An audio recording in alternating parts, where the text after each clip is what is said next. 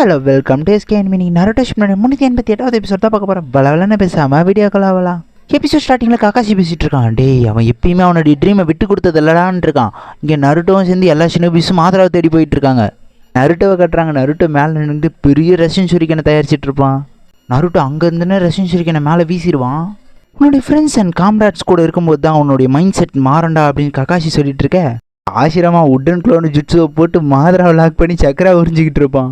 நீ எவ்வளோ பவர்ஃபுல்லாக வேணாரு ரினேகன் எத்தனுவா எதனா எத்தனோட அவனை அடிச்சு வாரம் சொல்லிவிடுன்ற மாதிரி சொறி வச்சுட்டு இருப்பான். கரெக்டாக அந்த டைமில் ராஷன் சுரிக்கனை வரத்தை பார்த்து ஆசிரமாவே செம்ம டைமிங்டா மெனாட்டோ பையன் மாஸ்க் காட்டுறானேன்னு பார்த்துட்டு இருப்பான். அங்கே இருக்கிறவங்களாம் நருட்டோ கண்டுபிடிச்சிட்டாரு மாதரா எங்கே இருக்கான்னு, இப்போ விட்டா நம்மளுக்கு சீல் பண்ண டைம் கிடைக்காது வாங்கடா அப்படின்னு சொல்லிட்டு எல்லாம் ஓட ஆரம்பிச்சிடுவானுங்க. சாய் ஒரு பக்கம் நருட்டோ வா நம்ம பறந்து போய் கீழே லேண்ட் ஆகும் அப்படின்னு சொல்லி கூப்பிட்டுட்டு இருப்பான். காரா பேசிகிட்டு இருப்பான். இவங்களுக்கெல்லாம் தனித்தனியாக எந்த ஆர்டருமே கொடுக்கல. ஆனால் எல்லாருமே நருட்டோவை தன்னுடைய காம்ராடாக ஏற்றுக்கிட்டு அவனுக்கு ஹெல்ப் பண்ணுற விதமாகவும் ஃபஸ்ட்டு நம்ம இந்த போரை முடிக்கணுன்றதுக்காக மாதராவை தேடி போயிட்டுருக்கானுங்களே அப்படின்னு பார்த்துட்டு இருப்பான்.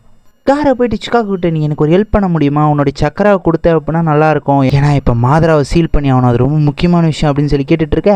ஐயா நான் ஒன்று இப்போ உனக்குள்ளே சீல் பண்ணி வச்சுட்டேன் டிபிஸ்ட்டில், நான் எதுக்கு உனக்கு ஹெல்ப் பண்ணேன் அப்படின்னு கேட்டுட்ருக்கோம். நான் உங்கள்கிட்ட ஆர்டர் போடல, உங்கள்கிட்ட ஹெல்ப்பாக தான் கேட்குறேன் அப்படின்னு சொல்லிட்டு இருப்பான் காரா. சரி விடு, உனக்கு ஹெல்ப் பண்ண விருப்பம்லாம் பிரச்சனைடா, நான் வேறு யாருக்கிட்டனா கேட்டுக்கிறேன் அப்படின்னு சொல்லிட்டு இருப்பாங்க. அந்த நெறி பையன் கூட சேர்ந்து நீயும் சண்டை போட்டுட்டு இருந்தல, நான் ஒன்றும் அந்த குராமா மாதிரி லூஸ் இல்லை, எவனுக்காக நான் ஹெல்ப் பண்ண மாட்டேன் அப்படின்னு சொல்லிட்டு இருக்கோம் சிக்காக்கு. இருந்தாலும் என்னுடைய சொந்த விருப்பத்தில் வேணால் உனக்கு ஹெல்ப் பண்ணுறேன் அப்படின்ட்டு இருக்கோம். சரி எங்கே போகணுன்னு வழியை காட்டு, நானும் வந்து ஹெல்ப் பண்ணுறேன் அப்படின்னு சொல்லிட்டு இருக்கோம் சிக்காக்கு. உடனே சன்கோக்கு ஒரு பக்கம் நானும் வந்து ஹெல்ப் பண்ணுவேன், நாங்கள் எல்லாருமே ஹெல்ப் பண்ண போகிறோம், ஏன்னா நருட்டோ எங்களுக்கு ஹெல்ப் பண்ணியிருக்கான் அப்படின்னு சொல்லிட்டு இருக்கோம். ரொம்ப தேங்க்ஸ்ப்பா அப்படின்னு சொல்லிட்டு இருப்பாங்காரா. சான் ஷினோபி நீ நருட்டோடைய தோஸ்தா அப்படின்னு கேட்டுட்டு இருக்கோம் சன்கோக்கு. சின்ன வயசு தான் காட்டுறாங்க, எல்லாம் ஓடிக்கிட்டு இருப்பாங்க. ஏன்னா காரா வந்து அவனுடைய ரேம்பேஜ் ஆரம்பிச்சுட்டு இருப்பான், மொத்தத்தை அடித்து நொறுக்கிட்டு இருப்பான். கான்கரை கீழே விழுந்து கிடப்பான். அவங்க அப்பா அவனை காப்பாற்ற வருவார். அதான் நம்ம தம்பி காராவா அப்படின்னு சொல்லி கேட்டுருப்பான் கான்கரு. அவன் அதெல்லாம் யோசிச்சு பார்த்துட்டு அவன் சின்ன குழந்தையா இருக்கும்போது விளையாடுறதெல்லாம் காட்டுறான். பொம்மையை வச்சு விளையாடிட்டு இருப்பான் சாண்ட் யூஸ் பண்ணி. ஆனால் அந்த பொம்மையை அவனுக்கு கண்ட்ரோல் பண்ண வராது, கிட்ட இழுக்க பார்ப்பான், அது வெடிச்சிடும். அதுவே அவனுக்கு வெறுப்பு ஏற்படுத்துது. அப்புறம் எல்லாரும் விளையாடிக்கிட்டு இருப்பாங்க. பால் ஒன்று காரா பக்கத்தில் போயிடும். தேவையில்லாமல் பாலை போட்டு அவனை சீண்டி விட்டுனா இந்த இடத்த விட்டு ஓடுங்கடா, எல்லாம் உயிர் இருக்காதுடா அப்படின்னு சொல்லிட்டு எல்லாம் ஓடுவானுங்க. அதை பார்த்துட்டு காரா நான் ஹெல்ப் பண்ணுறேன் இருங்கன்னுவான். ஆனால் சாண்ட் அவன் கண்ட்ரோல்லே இருக்காது. மனுஷனா ஒருத்தருக்கு ஒருத்தர் விட்டு கொடுத்து தான் வரணும் அப்படின்னு சொல்லிட்டு இருப்பார். யார் அதுன்னு பார்த்தா அவங்க மாமா தான். ஆனால் ஒன்று ஞாபகம் வச்சுக்கோ, யாரையும் வெறுத்துடக்கூடாது வாழ்க்கையில் அப்படின்னு சொல்லிட்டு இருப்பார் அவர். ஆனால் எனக்கு ரத்தமும் வர மாட்டேங்குது, ஆனால் இங்கே வலிக்குது, ஏன்னே தெரியல, எனக்கு இங்கே ரொம்ப வலிக்குது அப்படின்னு சொல்லிட்டு இருப்பாங்க காரா. அது உனக்குள்ளே இருக்கிற தனிமை வெறுப்புனால் உருவானது, உனக்கு பாசத்தால் மட்டும்தான் அந்த வலியை போக்க முடியும் அப்படின்னு சொல்லிட்டு இருப்பார் அவர். சின்ன குழந்தைக்கு எவ்வளோ ஏக்கத்தில் இருந்தால் அந்த இடத்துல வலிக்கும் பார்த்துக்கங்க. அப்புறம் ஊர் மக்கள்லாம் பேசிகிட்டு இருப்பாங்க, டேய் நீ ஒரு மாஸ்டரா, உன்னை சாவடிச்சாதான்டா கரெக்டாக இருக்கும் அப்படின்னு பேசிகிட்டு இருப்பானுங்க. அதெல்லாம் அவன் காதில் விழும். அப்போ தான் அவன் ஒரு முடிவு பண்ணுறான், என்ன தவிர யாரும் லவ் பண்ண மாட்டாங்க, நான் தான் என்னை லவ் பண்ணிக்கணும் அப்படின்னு சொல்லி ஒரு முடிவு எடுத்திருப்பான். அப்போ அவங்க மாமாவை சிக்காகோ ட்ரிகர் பண்ணுறதுக்காக ஒரு குழந்தைன்னு கூட பார்க்காம உன்னை யாருமே மதிச்சதில்லை, உன்னை யாருமே ரெஸ்பெக்ட் பண்ணதில்லை அப்படி இப்படின்ட்டு இஷ்டத்துக்கும் பேசுவார். அம்மாவே உன்னை வேண்டா வெறுப்பாக தான் பெற்றுக்கினாங்க அப்படி இப்படின்னு சொல்ல அவனுக்கு அவ்வளோ வெறுப்புணர்ச்சி ஏற்படும். அப்போ அந்த வெறுப்புணர்ச்சியில் தான் ஃபுல் சிக்காகோவாக மாறி இருப்பான். அப்பா நம்ம தம்பி ஒரு மாஸ்டரா அப்படின்னு சொல்லிட்டு இருப்பான். காரா அடுத்த நாள் சாப்பிட வருவான். அதை பார்த்துட்டு கான்கரு, டே நீ எல்லாம் மனுஷ ஜென்மம் தானா, என் ஃப்ரெண்ட்ஸ்லேருந்து எவ்வளோ பேரை நேற்று கொன்னேன், அப்படியே கேஷுவலாக வந்து சாப்பிட உட்காந்துருக்கடா அப்படின்ட்டு இருப்பான். டே மாதிரி கம்முன்னு ஆனால் அவன் கேட்குற மாதிரி இல்லை. டே என் ஃப்ரெண்ட்ஸ் எல்லாம் கொன்னியாடா, உனக்கு கொஞ்சம் கூட மனசாட்சி கிடையாதா அப்படின்னு சொல்லி கான்கரு கேட்டுட்டு இருக்க. டேய் வாய மூடு இல்லைனா உன்னை கொன்னுடுவேன் அப்படின்னு வாங்காரா. டே மாதிரி வா அப்படின்னு சொல்லி கான்கரு கூப்பிட்டு போயிடுவாங்க. இந்த ஊரே என்னை ஒரு மாஸ்டர் மாதிரி தான் ட்ரீட் பண்ணுறது, பத்தாவது குறைக்க என்னை ஒரு கில்லிங் மிஷின் மாதிரி யூஸ் பண்ணுறாங்க. அவங்களுக்கு யாரை வேணுமோ அவங்கள கொல்றதுக்கு யூஸ் பண்ணுறாங்க. எங்கள் அம்மாவும் நான் பிறக்கும் போதே இறந்துட்டாங்க. எங்கள் அக்காவும் அண்ணனுமே என்னை புரிஞ்சிக்க மாட்றாங்க, வேறு யார் தான் என்னை புரிஞ்சுக்குவாங்க.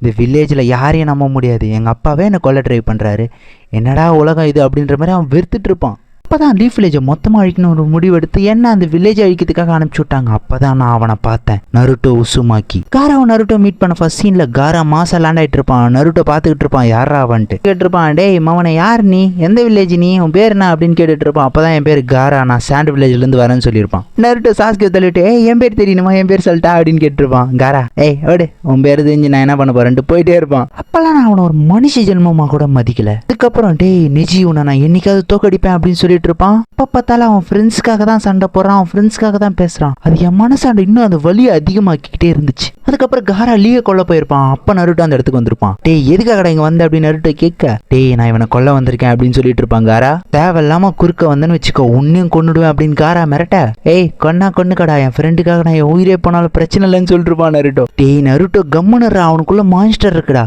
உனக்கு தெரியாதா, எனக்குள்ளேயும் தான் ஒரு மான்ஸ்டர் இருக்கு அப்படின்னு சொல்லிட்டு இருப்பான் நருட்டோ. அப்பதான் எனக்குள்ள ஒரு வெறுப்பு உருவாச்சு. அவன் ஃப்ரெண்ட்ஸுங்களெல்லாம் கொல்லணும்னு நினைச்சேன். அப்பதான் சாஸ்கே சாக்குரா எல்லாரையும் அடிச்சு நொறுக்கி இருப்பான்ல, அந்த சீனை காட்டுறாங்க. டேய் இவங்கெல்லாம் யாரா, இவங்களுக்காக எதுக்குடா நீ இவ்வளவு சண்டை போட்டுட்டு இருக்க அப்படின்னு காரா கேட்பான். இவங்கெல்லாம் என்னுடைய ஃப்ரெண்ட்ஸ், என்னுடைய காம்ராட்ஸ் அப்படின்னு சொல்லிட்டு இருப்பான் நருட்டோ. ஃப்ரெண்ட்ஸ்ன்னு சொல்லும் போது எனக்கு ஒரு சிரிப்பா இருக்குடா அப்படின்னு சொல்லிட்டு இருப்பான் காரா. டேய் எனக்கு புரியுது, நீ என்ன மாதிரி கஷ்டப்பட்டுதான் வந்திருக்க இந்த இடத்துக்கு. ஆனா உன்னுடைய பயங்கரமான வெறுப்புணர்ச்சியில இந்த உலகத்தை நீ முழுசா புரிஞ்சிக்கல, அதை நான் உனக்கு புரிய வைக்கிறேன் அப்படின்னு சொல்லிட்டு இருப்பான் நருட்டோ. நினைச்சிட்டு இருப்பான் தனியா இருந்தாலே போதும், உடம்பு ஸ்ட்ராங்கா வச்சுக்கிட்டாலே போதும், நம்ம பயங்கர ஸ்ட்ராங்கா எல்லாம் நினைச்சிட்டு இருப்பான். அதெல்லாம் உண்மையான ஸ்ட்ரென்த் கிடையாதுடா. எப்போ உன் மனசறிஞ்சு உனக்கு பிடிச்ச ஒருத்தங்களுக்காக உயிரை கொடுத்து சண்டை போடுறியோ அப்போதான் உன்னுடைய முழுமையான ஸ்ட்ரென்த் வெளியே வரும் அப்படின்னு சொல்லிட்டு ஆயிரக்கணக்கான ஷேடோ குளோன் போட்டிருப்பான். அவன் பயங்கரமா பிடிச்ச அடி நடிச்சதுல செம்ம டென்ஷனை ஒன் டென் சுக்காக்குவா ஃபுல் டைலா மாறிடுவான். அவன் விட மாட்டான் அப்படின்னு சொல்லி சமனிங் ஜுட்ஸுவை போட்டு காம கொண்டா இறக்கிருப்பான். விட மாட்டேன் அப்படின்னு சொல்லி 90 உருவத்துக்கு மாத்தி பயங்கர மாசா நின்று சண்டை போட்டு வச்சிருப்பான். பாஞ்சு மூஞ்சில ஏத்திட்டு இருப்பான் காராவாட்டி. எதுக்காகடா இவ்வளவு கஷ்டப்பட்டு சண்டை போட்டுட்டு இருக்க, யாரா நீ அப்படின்னு சொல்லிட்டு கேட்டுட்டு இருப்பான் காரா. நான் சாகடிக்க போறேன் அப்படின்னு சொல்லிட்டு இருப்பான் காரா. நருட்டோ அப்படியே தலையெடுத்துட்டு வந்து ஒரு டிச் அடிப்பான், மொத்தமா நொறுங்கிடும். அப்படியே 2 பேர் கீழே வேறாங்க. டேய் எனக்கு புரியல, எங்கந்திரா உனக்கு இவ்வளவு ஸ்ட்ரென்த் வருது அப்படின்னு சொல்லி காரா கேட்டுட்டு இருப்பான். அவங்க எல்லாருமே என்னுடைய ஃப்ரெண்ட்ஸ், என் வாழ்க்கையை இருண்டு போச்சு, ஆனா அதுல இருந்து என்னை வெளியே கொண்டு வந்ததே அவங்க தான், அவங்களுக்காக நான் என்ன வேணா செய்வேன் அப்படின்னு சொல்லிட்டு இருப்பான் நருட்டோ. எனக்கு நிறைய அன்பை கொடுத்தாங்க நருட்டோ சொன்னோடனே காராவும் அவங்க மாமாவை வச்சு பார்ப்பான் பாசமா. அப்பதான் நான் அவனை பார்த்தேன். அவனை என்ன மாதிரி கஷ்டப்பட்டிருக்கான், என்ன மாதிரி தனிமையில இருந்திருக்கான். அவனும் ஒரு செஞ்சுரிக்கு தான், ஆனா அவனுடைய பாதை வேற, என்னுடைய பாதை வேற. அதுக்கப்புறம் கொஞ்ச நாள் கழிச்சு காரா காட்டுறான். காரா காசிக்காக மாசம் நின்றுட்டு இருப்பான். என்னோட ஃபியூச்சரை வேற லெவலில் நான் முடிவு பண்ணியிருக்கேன் அப்படின்னு சொல்லிட்டு இருப்பான் காரா கான்கரு பார்த்து. கண்டிப்பா ஒரு நாள் நான் அவனை மாதிரி மாறுவேன், அவனுடைய வழியை நான் பின்தொடர்வேன் அப்படின்னு சொல்லிட்டு இருப்பான் காரா. இவ்வளவு நேரம் வெறுப்புணர்ச்சியில வாழ்ந்துகிட்டு எனக்கு அந்த வெறுப்புணர்ச்சியான அந்த வாழ்க்கை பிடிக்கல, இதுக்கப்புறம் என்னுடைய அன்பை வெளியே காட்ட போறேன். நருட்டோன்றவன் என் வாழ்க்கையை மாத்திட்டான், இப்போ நான் எப்படி இருக்கணும்ன்றது அவன் தான் எனக்கு சொல்லி கொடுத்தான் அப்படின்னு சொல்லிட்டு இருப்பான் காரா. ஒருவையா இந்த வில்லேஜுக்கு நான் ஒரு காசிக்காகவே மாறிட்டேன், மொத்த வில்லேஜை நான் தான் பாதுகாப்பேன், எந்த பிரச்சனையாலும் நான் தான் பொறுப்பு, எல்லாத்தையும் மாத்துவேன், நிறைய நண்பர்களை சேர்ப்பேன் அப்படின்னு சொல்லிட்டு இருப்பான் காரா. அதுக்கப்புறம் தான் அடுத்த சீனை காட்டுறாங்க. டெய்டாரா பயங்கரமா வில்லேஜுக்குள்ள என்ட்ரி ஆகி காராவை அடிச்சுன்னு வரைக்கும் அவனை கூட்டு போய் ஜிஞ்சுரிக்கிலேருந்து எஸ்டாக் பண்ணி டெய்லி பிஸ்ட்டை வெளியே எடுத்திருப்பான்ல. அப்ப நான் இறந்தே போயிட்டேன், நான் இறந்து போனாலும் என்னை உயிரோடு கொண்டு வந்தான் நருட்டோ. அவன் ஒரு கன உலகத்துல இருந்திருப்பான். அந்த உலகத்துல இருந்து யாரோ ஒருத்தங்க அவனை கூப்பிடுற மாதிரி இருக்கு, காரா காரா காரான்னு கூப்பிட்டு இருக்காங்க. யாராதுன்னு பார்த்தா நருட்டோ தான். அக்காட்சுக்கே சேர்ந்தவங்களாம் டெய்லி பிஸ்ட்டை பிரிச்சதுக்கு அப்புறம் நான் இறந்துட்டு இருப்பேன். ஆனால் லேடிச்சு அவங்க உயிரே போனாலும் பரவாயில்லன்னு என்னை காப்பாற்றிருப்பாங்க. நருட்டோ அவனை சக்கரா குத்து என்னை காப்பாற்றிருப்பான். அப்புறம் சாண்டல் வில்லேஜ்லேருந்து இவங்கெல்லாம் கிளம்பிட்டு இருப்பாங்க. அப்போ காராவை பார்த்து எல்லாரும் ஷேக்கான் கொடுத்துட்டு இருக்காங்க, நமக்கு அது செட் ஆகாதில்ல அப்படின்னு சொல்லிட்டு இருப்பான் நருட்டோ. பரவாயில்லன்ட்டு கையை நீட்டுவான் காரா.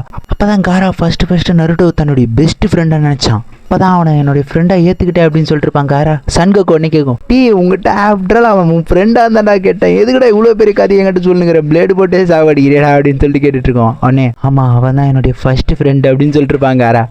புரியுது, இதுதான் விஷயமா, இதுக்கு தான் இவ்வளோ பெரிய கதை சொன்னியா, சரி வாங்க போகலாம் டைம் ஆகுது அப்படின்னு சொல்லிட்டு எல்லாம் கிளம்பிடுவாங்க. இதோட இந்த எபிசோடு முடித்து அடுத்த எபிசோடு முடிஞ்ச அளவுக்கு ஸ்பீடாக போட ட்ரை பண்ணுற சேனலுக்கு ஒரு சப்ஸ்கிரைப் பண்ணி வீடியோக்கு லைக் பண்ணுறேங்க. வேலை வேலைன்னு பேசாமல் அடுத்த வீடியோவில் சந்திப்போம். பாய் ஹால்.